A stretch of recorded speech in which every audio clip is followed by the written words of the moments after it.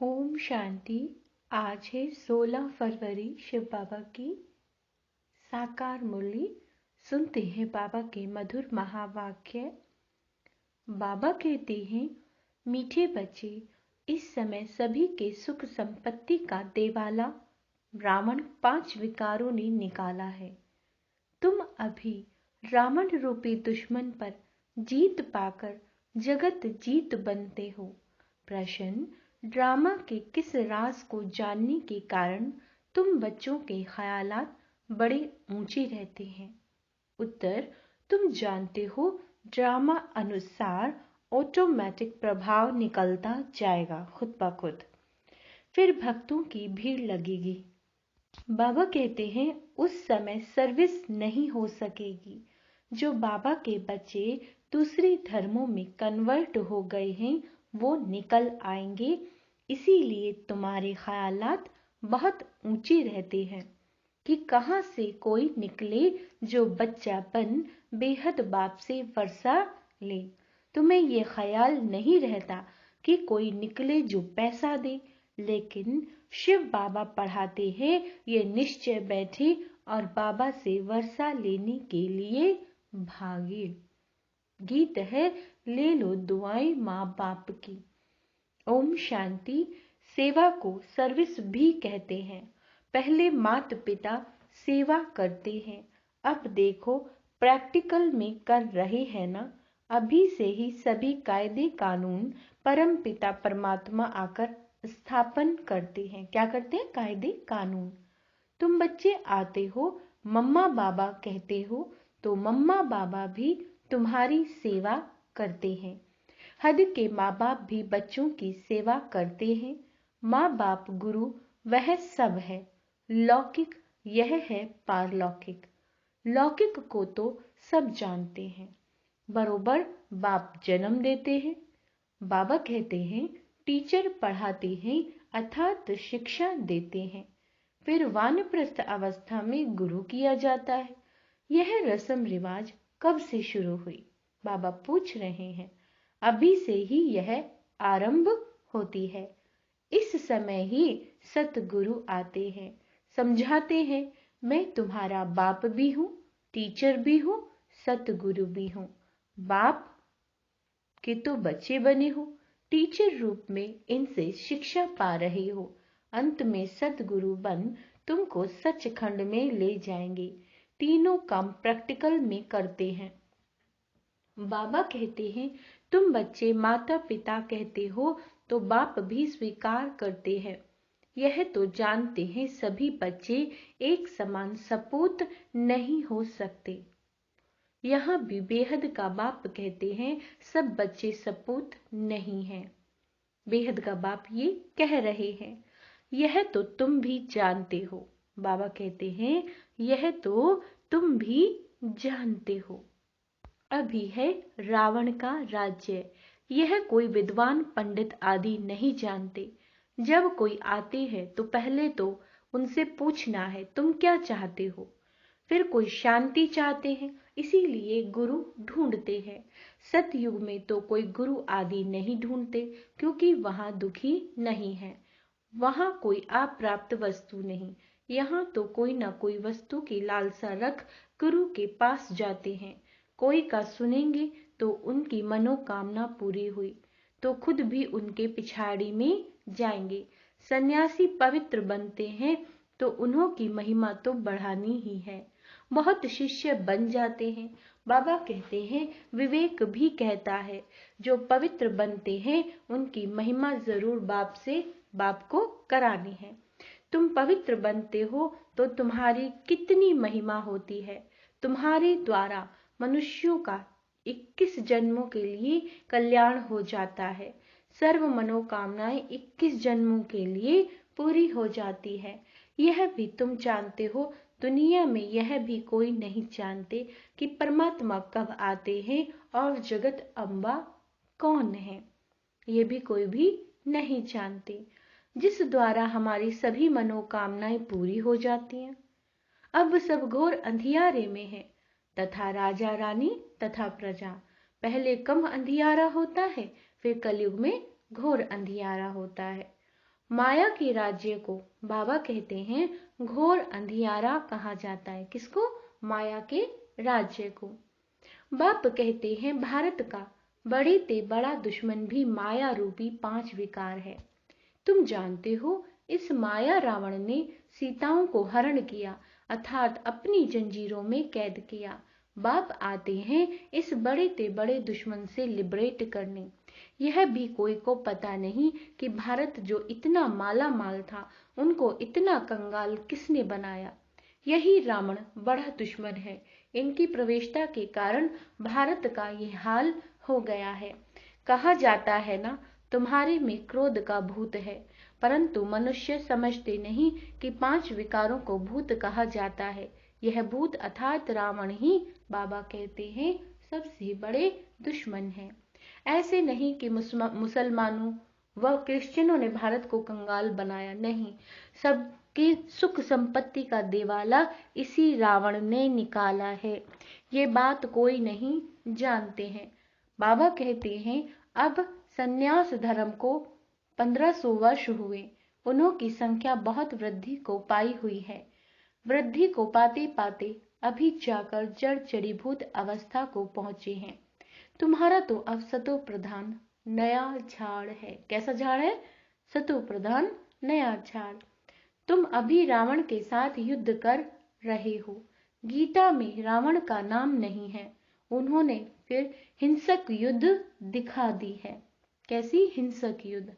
बाप कहते हैं तुम इन 5 विकारों रूपी रावण पर जीत पाने से जगत जीत बनेंगे। अन्य सभी धर्मों को तो वापस जाना है, क्योंकि सतयुग में तो होगा ही एक धर्म एक राज्य।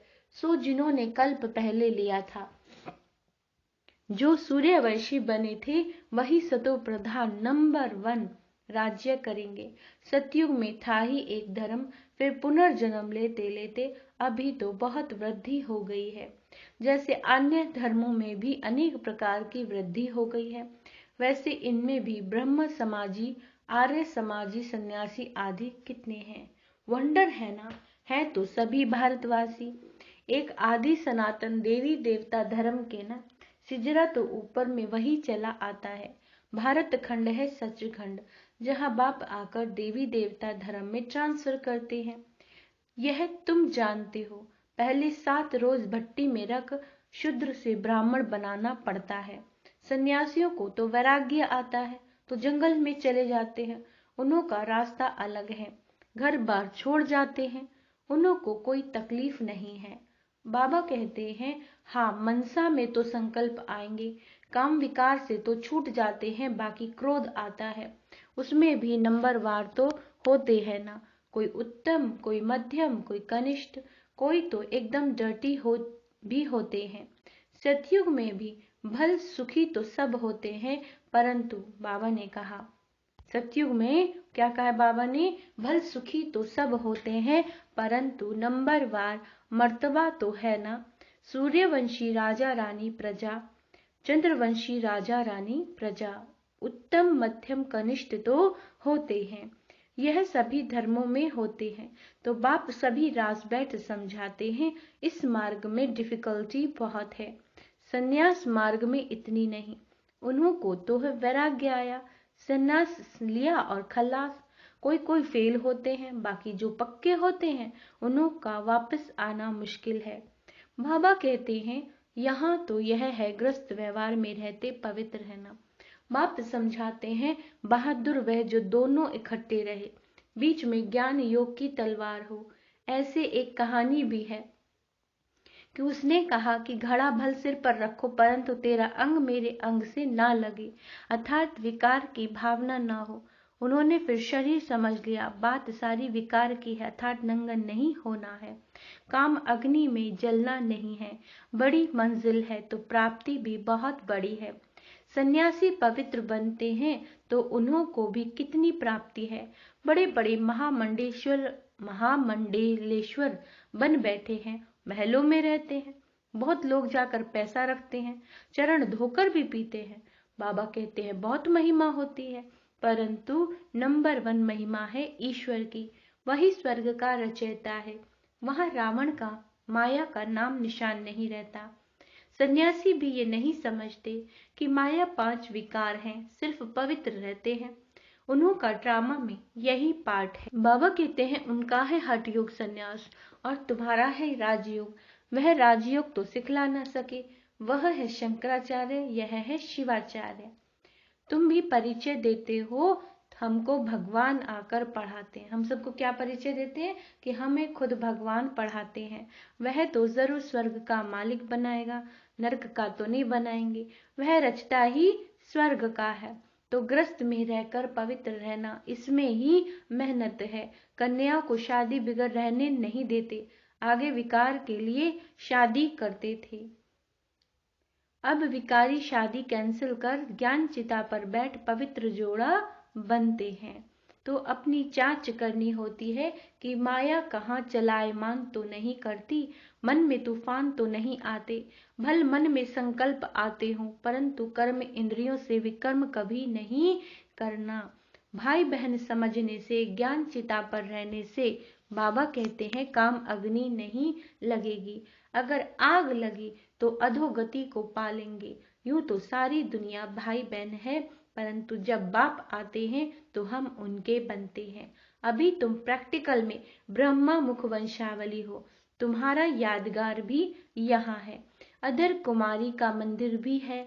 जो काम चिता से उतर ज्ञान चिता पर बैठते हैं, उनको अधर कुमारी कहा जाता है। तुम सन्यासियों को भी समझा सकते हो, बाकी कोई से फालतू माथा नहीं मारना चाहिए। पात्र जिज्ञासु होगा, वह तो अकेला आकर प्रेम से समझेगा। कोई हंसी उड़ाने के लिए भी आते हैं, इसलिए नब्ज देखकर ऐसी दवाई देनी चाहिए। बाप ने कहा पात्र को दान देना है।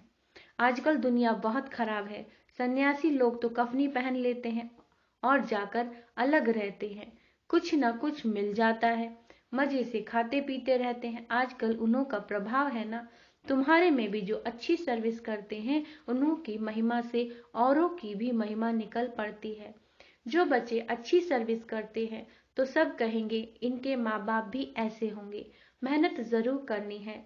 सन्यासियों को तो घर बैठे वैराग्य आ जाता है तो हरिद्वार चले जाते हैं, वहां कोई गुरु कर लेते हैं। यहाँ की रस्म ही निराली है, इनका कहाँ वर्णन है नहीं। बाबा कहते हैं गीता को ही झूठा बना दिया है। यह पहली बात खुल जाए तो सब भी के बहुत नामी ग्रामी हो जाएं, सब तुम्हारे पर सदके जाएं, बलिहार जाएं। प्रभाव निकलना तो है। बाबा ने कहा प्रभाव निकलना है।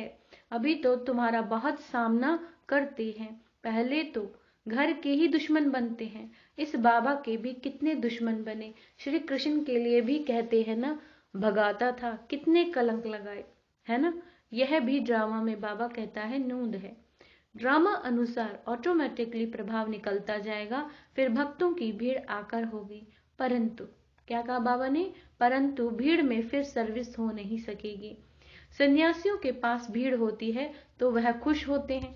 यहाँ तुम जानते हो कोटों में कोई निकलेगा। सन्यासी तो यही सोचेंगे कि इनसे कोई निकलेंगे जो पैसे देंगे।